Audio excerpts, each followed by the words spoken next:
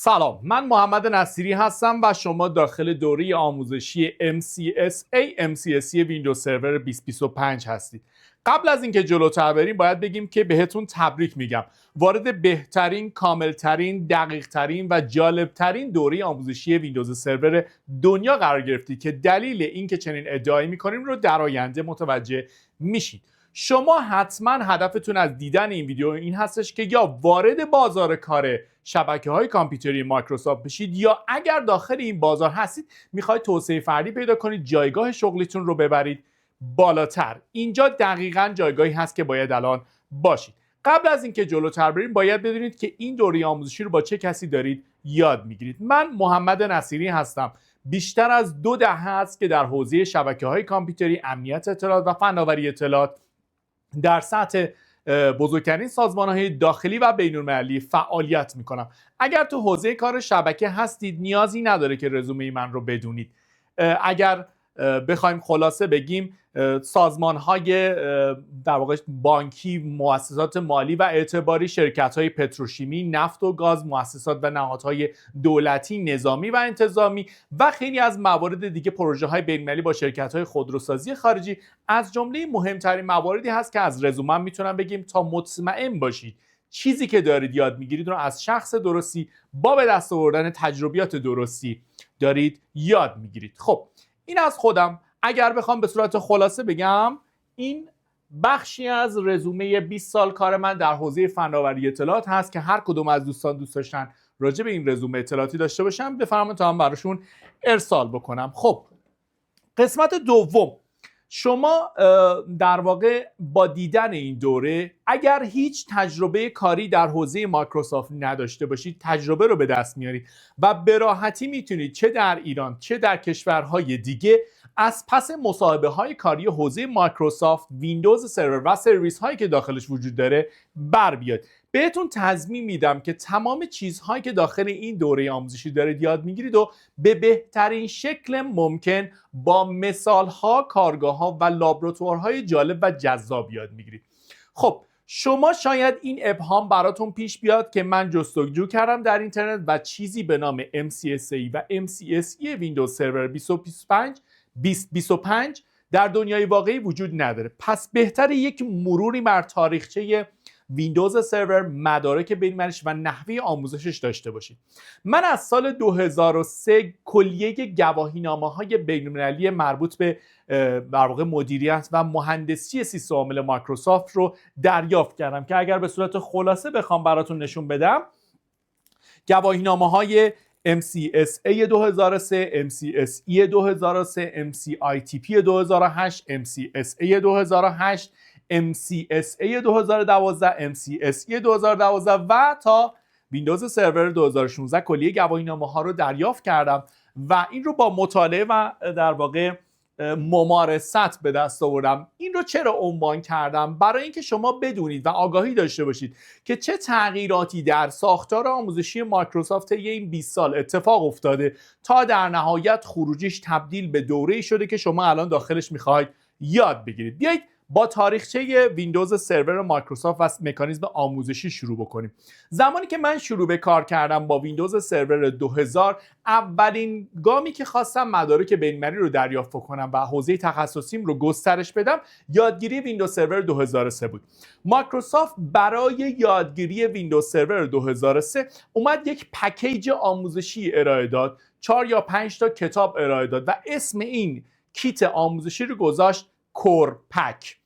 توی کور پک که من اینجا لیست کتاب‌هاش رو قرار دادم تا بدونید اینها جزء گنجینه در واقع آموزشی ما هست که از سال 2003 در کتابخونه ما قرار داره و امروز قراره به شما معرفی کنم تا درک بهتری از تاریخچه ویندوز سرور 2003 تا 2025 داشته باشید. خب مایکروسافت اومد و در واقع اومد برای یادگیری ویندوز سرور اومد اول گفتش که حالا شما ویندوز XP به عنوان ویندوز کلاینت رو یاد میگیرید، بعد میاد توی یک کدی داشت به نام 70290 با محیط ویندوز سرور 2003 آشنا می‌شدید. بعد میومد میگفت شما 70293 رو باید یاد بگیرید و 291 با اینفراستراکچر یا سرویس‌های زیرساختی مایکروسافت آشنا می‌شدید.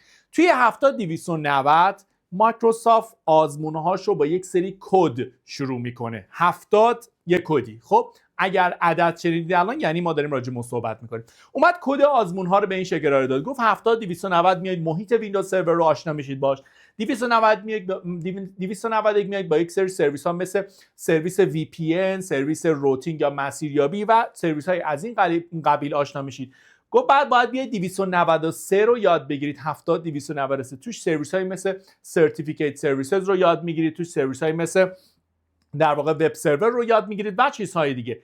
در نهایت یک کد دوره‌ای داشت به نام 70294. توی 70294 یک کتاب کامل به بررسی و آموزش سرویس اکتیو دایرکتوری خودش اختصاص داده بود. حالا شما فرض کنید که مایکروسافت برای آموزش یک سیستم عامل ویندوز سرور 1 2 3 4 تا کتاب تقریبا 1000 صفحه‌ای ارائه داده بود.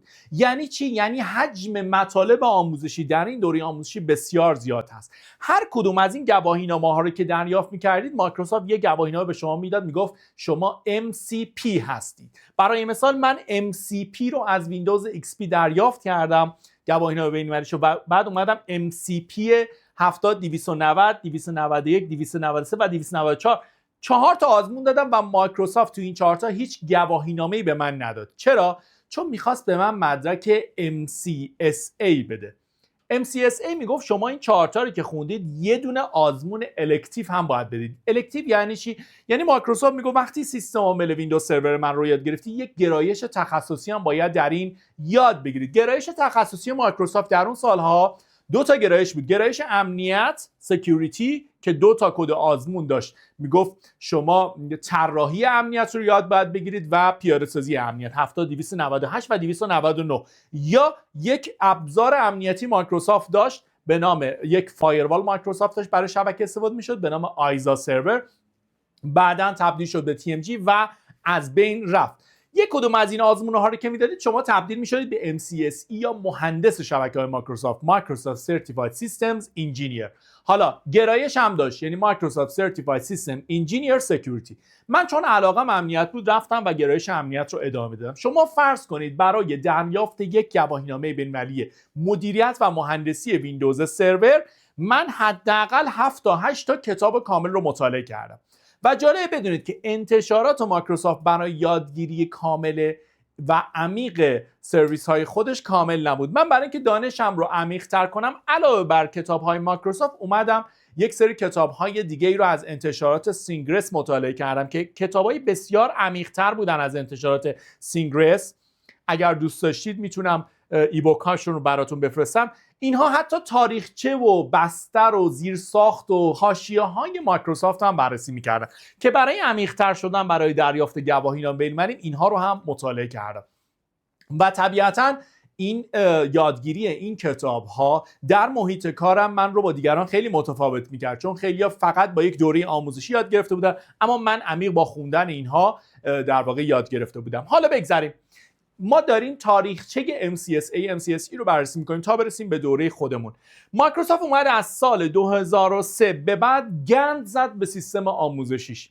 یعنی دیگه چنین ساختاری به نام ترینینگ کیت های ویندوز سرور به عنوان MCSE نمیدیدید. اولا اومد سری مدارکش رو عوض کرد و اومد اسم MCSE رو حذف کرد و تبدیلش کرد به MCTS Microsoft Certified Technical Expert، خب یا Technical MCTS آره تکنیکال اسپشیالیست. خب که من اون گواهینامه‌ها رو هم بعد دریافت کردم.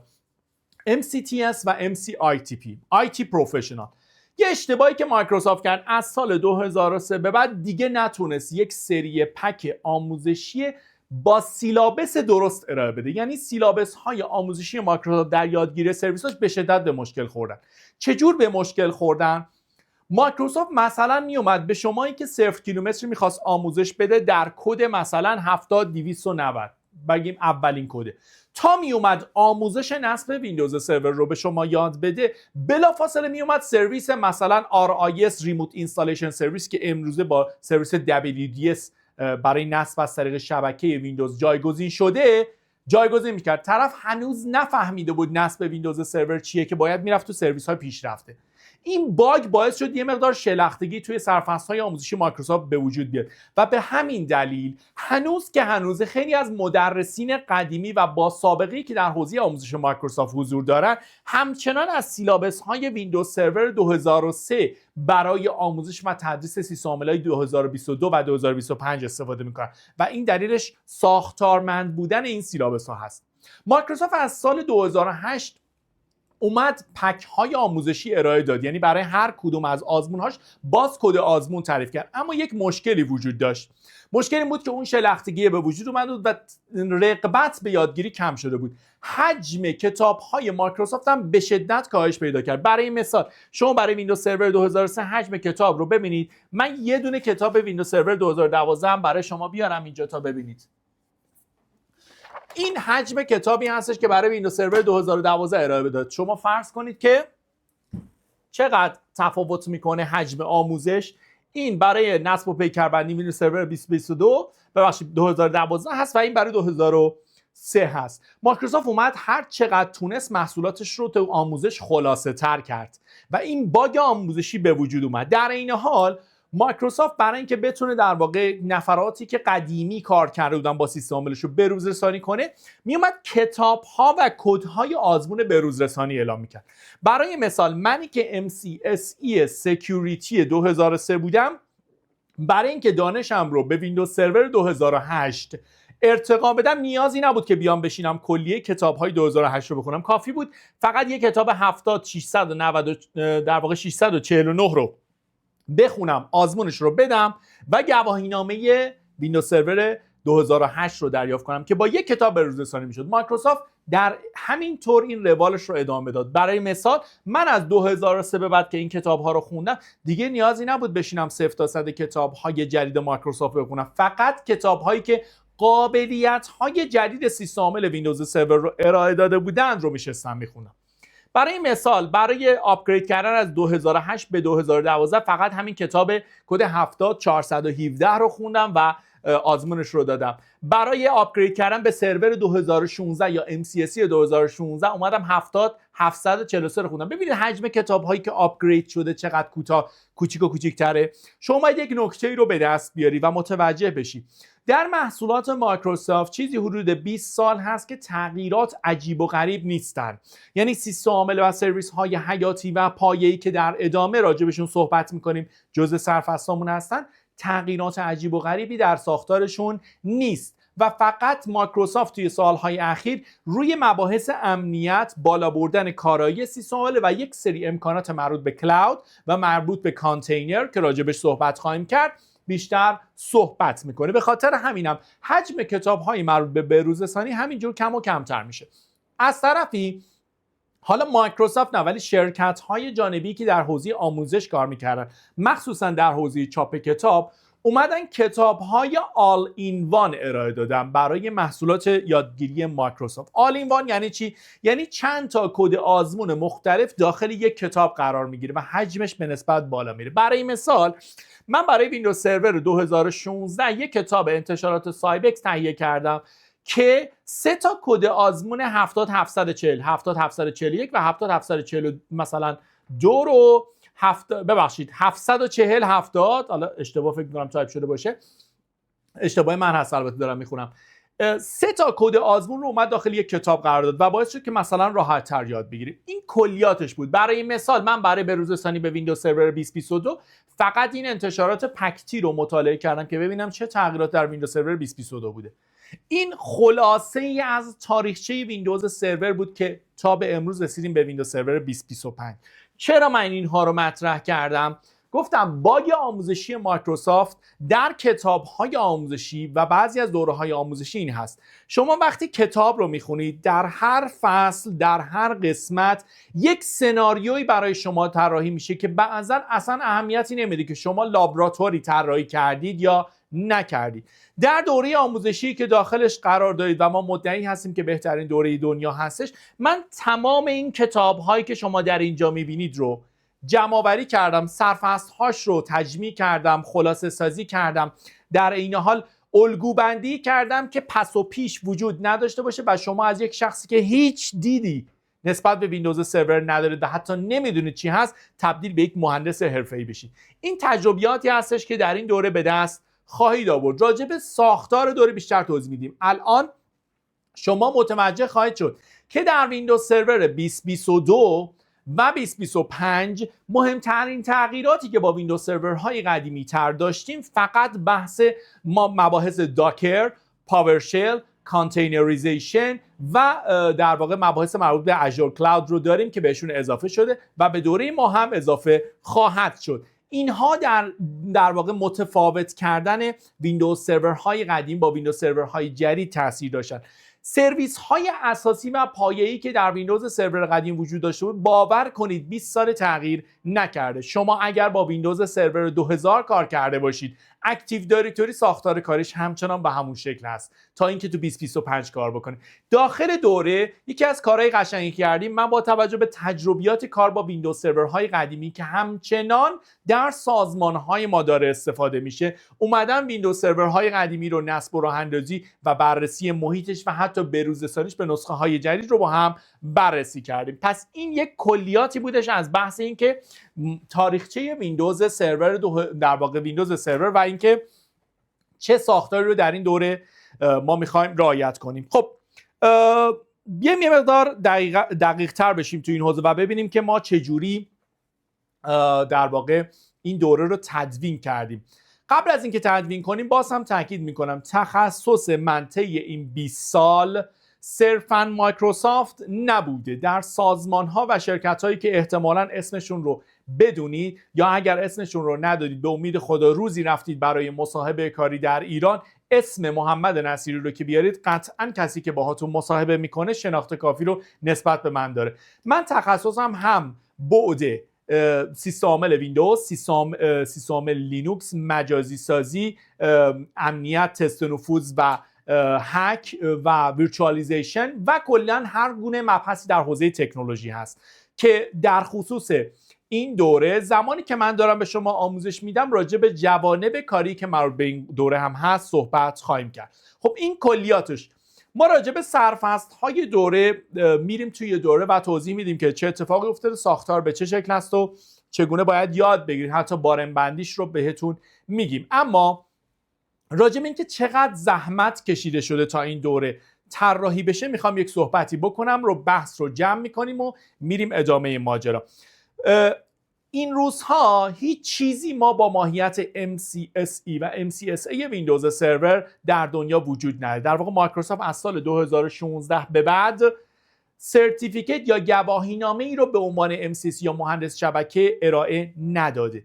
آیا دیگه اصلا کاربردی نداره؟ نه، اصلا چنین معنی نمیده. ما در سازمان‌های ایران و در سازمان‌های دنیا به دو روش از سیستم عامل ویندوز سرور استفاده می‌کنیم. هم به صورت لوکال داخل شبکه‌های سازمانیمون که در اصطلاح جایی شنید بهش میگن آن پریمیس، هم در قالب کلاود. مایکروسافت هدفش این هستش که همه بیان بیشتر به سمت کلاودش، سرویس اژورش. اما اژور طبیعتاً در ایران اصلا کاربردی، در کشورهایی که تحریم هستن اصلا کاربردی و در این حال با توجه به تجربیات کاری که من در اروپا و آمریکا دارم در حال حاضر بهتون تضمین میدم که همچنان تا سالهای سال ویندوز سرور به صورت لوکال و آن پریمیس استفاده میشه و هیچ تغییری و هیچ جایگزینی نخواهد داشت و هیچ سرویس کلاودی نمیتونه داخل مجموعتون تاثیرگذاری داشته باشه، چون سازمان ها نیاز دارن یک فرایند ایزوله سازی از اینترنت رو تجربه کنن. این از این. بنابراین گواهینامه MCSA و MCSE واقعا وجود نداره، اما همچنان سرفصل ها، سرویس ها، پیاده سازی ها، مدیریت و نگهداری اینها کاربردی هست. این از این که اگر رفتید جایی دیدید تعجب نکنید از لحاظ کاربردی. حالا چرا اسمشو گذاشتیم MCSA MCSE ویندوز سرور؟ بعضی از دوستان خورده میگیرن که ما چنین کدی نداریم. دوستان دقت کنید، الان شما میرید داخل بازار، وقتی راجع به یک مغازه مثلا کافینت میرید یک مودم بخرید، شما به طرف میگید مودم میخوام، اون متوجه میشه مودم چیه و به شما یک مودم رو میده. خب در واقع تاریخ میگه که الان 10 سال هست، 15 سال هست، ما هیچ چیزی، هیچ دستگاهی به نام مودم نداریم. مودم وجود نداره. اون چیزی که شما از بیرون تهیه میکنید اسمش CSU DSU روتر است. اوکی؟ خب شما برای اینکه درک متقابلی از این که ماهیتش چی باشه به صورت ساده میگید مودم، اون متوجه میشه، ما متوجه میشیم. حالا مدیریت و مهندسی شبکه‌های مایکروسافت مبتنی بر سیستم عامل ویندوز سرور هم سالهای سال هست، 25 سال هست که به عنوان MCSA به عنوان مدیریت ویندوز سرور و MCSE به عنوان مهندسی شبکه در واقع مایکروسافت شناخته میشه. پس این هدفمون از نامگذاری اینه که عموم مردم متوجه بشن که ماهیت این دوره چه چیزی هست. خب راجع به فرایند تولید و چقدر زحمت کشیده شده برای این دوره توضیح میدیم. در ویدیوی بعد راجع به سرفصل هایی که تو این دوره با هم یاد میگیریم مفصل توضیح میدم. دوستان من عاشق آموزش هستم، به آموزش عشق میورزم و هیچ وقت در دنیای کاریم از فیلم های آموزشیم نزدم و سعی کردم بالاترین کیفیت ممکن رو در حوزه آموزش ارائه بدم. این گارانتی رو به شما میدم که شما بعد از یادگیری دوره های آموزشی با محمد نصیری بد عادت خواهید شد. بد عادت از این لحاظ که سختتون میشه که دیگه با کس دیگه بیاد این رو یاد بگیرید. واقعا سختتون میشه که بیاد با کس دیگه یاد بگیرید، چون کیفیت آموزش و انتظارات شما رو از یک دوره آموزشی به شدت بالا میبرید. بریم ببینیم فرایند ساخت این دوره آموزشی هیولا چی بوده. من بیشتر از 1 سال هست که در حال تدوین و طراحی سرفصل‌های آموزشی و پیاده‌سازی این دوره آموزشی هستم. از 1 سال پیش که تصمیم گرفتم کلیه این کتاب‌های آموزشی یک بار دیگه مرور و در واقع خلاصه نویسی شد. تمام سرفصل‌هاش اومد در قالب سیلابس قرار گرفت. تمام سیلابس‌ها بررسی شد که پس و پیش نداشته باشن و هر فصلی به شکلی آموزش داده بشه که در وهله اول کسی که صفر هست یواش یواش بیاد به مراحل بالاتر ببره و گیج نشه همون ابتدای کار. در عین حال بازار کار رو هم در نظر بگیریم، یعنی مواردی که کاربردی تر هست رو ابتدای فصل ها گفتیم که در انتهای فصل اگر دوستان علاقه ای نداشتن یا موارد بسیار در واقع به ندرت کاربردی هستش رو دیرتر یاد بگیرن یا اصلا یاد نگیرن و در عین حال بتونن وارد بازار کار بشن. به همین دلیل ما فصل بندی که انجام دادیم تقریبا چیزی حدود 20 فصل هستش. توی این 20 فصل ها رو به شکلی طبقه بندی کردیم که شما در ابتدای کار به خوبی یاد میگیرید، موارد کاربردی رو یاد میگیرید، اون مواردی که به ندرت در بازار کار به دردتون میخوره رو خورد خورد به دوره اضافه کردیم. به این شکل هستش. خب سرفصل ها رو نوشتیم، خلاصه نویسی کردیم، اومدیم ترتیب بندی کردیم. 20 فصل آموزشی در قالب 20 ماژول آموزشی طراحی شد.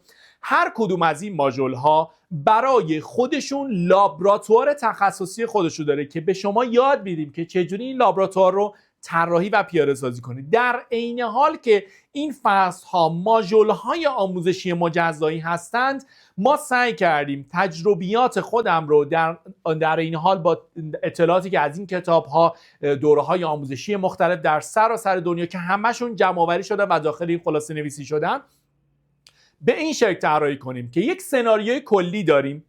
ما یک سازمانی داریم که 3 تا شعبه در 3 تا کشور مختلف دنیا داره و این سازمان بین المللی رو در طی کورس شما 0 تا 100 با من پیاده سازی میکنید در حوزه مایکروسافت. زیبایی کار این هستش که ما تست نداریم، همه چیز لابراتوارهای تخصصی از پیش تعریف شده هست و همه چیز نتیجه گرفته میشه. یعنی چی؟ یعنی کوچکترین سناریویی که با شما بررسی میکنیم نحوه پیاده سازیش و اینکه نتیجه نهایی رو بگیرم داخلش هست و شما بدون هیچ گونه خطا، تایم پرتی، شوخی، خنده 0 تا 100 نتیجه رو دریافت خواهید کرد. این از این مورد.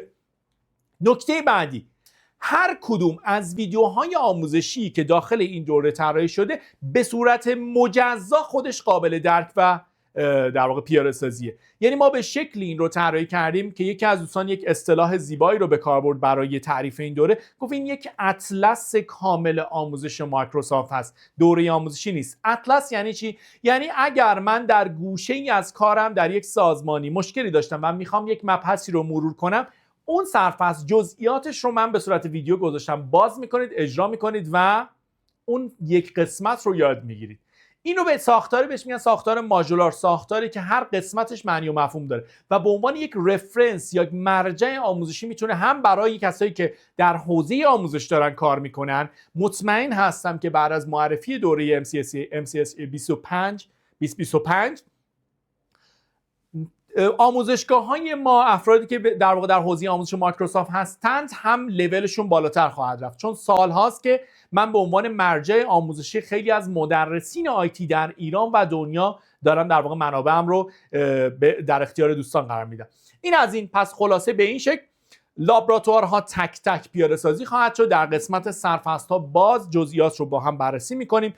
واقعا با دیدن این دوره متوجه میشید که چقدر برای پیاده سازی و راه اندازیش زحمت کشیده شده. راجع به سرفصل‌ها در آینده توضیح میدم. فقط یک نکته رو بگم که این دوره آموزشی صادقانه با عشق برای وطنم ایران درست شده. به عنوان اولین دوره آموزشی هست که یک ایرانی در دنیا میخواد به زبان انگلیسی معرفی کنه و در دنیا به عنوان رفرنس یا مرجع داره معرفی میشه. به احترام ارزش آموزشی و علاقه‌ای که به کشورم دارم، هیچ گونه قفلی بر روی فیلم‌های آموزشی ما قرار داده نشده. تمامی این فایل ها در قالب فایل MP4 قابل دانلود و کپی هست و روی نرم افزارهایی که قفل میذارن ارائه داده نشده. این یعنی این که من به شما احترام قائل شدم و میدونم که فرهنگ کپی رایت رو رعایت میکنید تا انرژی بیشتری داشته باشیم که دوره‌های با کیفیتی رو ارائه بدیم. پس با حمایت هاتون و خرید کردن این دوره به قیمت یک ششم دوره آموزشی و حضوری آموزشگاه‌ها و با به دست آوردن بیش از 6 برابر اطلاعات برای این دوره و من ارزش قائل بشید تا بتونم بهترین ها رو برای وطنم ایجاد بکنم. چون ایران نباشد تن من مباد. بریم سراغ سرفصل‌های آموزشی.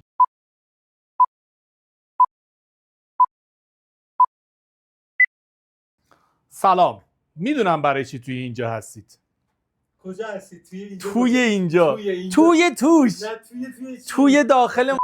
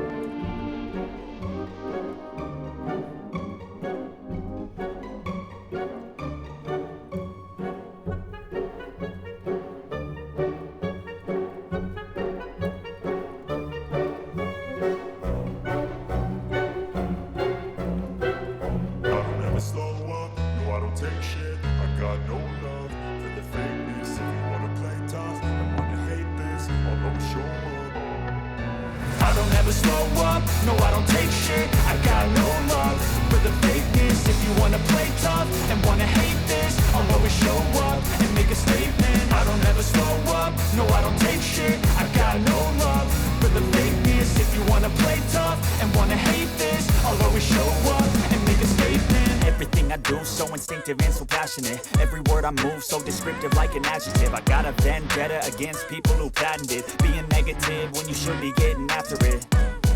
I got facts over tracks, this and that, spitting slow, speaking fast, I could roast, I could gas, think I'm okay at last, but I don't know if that can erase all the past and the pettiness, a reflection of the emptiness, hilarious, you think you're worth my time, you're delirious, mysterious, because you hide behind a fake exterior, inferior, you know I'll always be a bit superior, get off of me, this ain't no humble brag. I want you to hear words, you can say them back. I want you to feel free from the chains that last, and to believe in what you got, it was built to last, yeah. Now that I've been put through hell, I never got anyone's help. I had to do it all myself.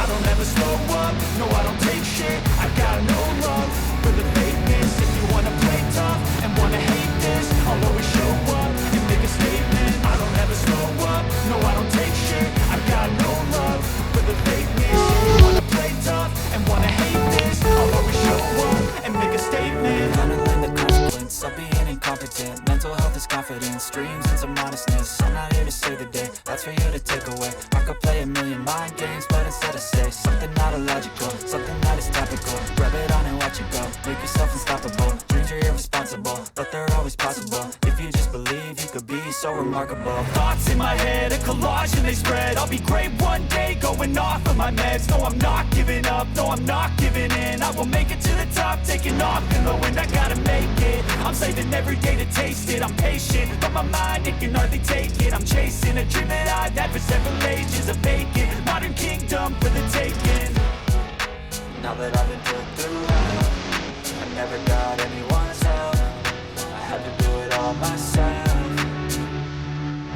I don't ever slow up, no I don't take shit. I got no love for the fakeness. If you wanna play tough and wanna hate this, I'll always show up and make a statement. I don't ever slow up, no I don't take shit. I got no love for the fakeness. If you wanna play tough and wanna hate this, I'll always show up and make a statement. I don't ever slow up, no I don't take shit. I got no love for the fakeness. If you wanna play tough and wanna hate this, I'll always show up.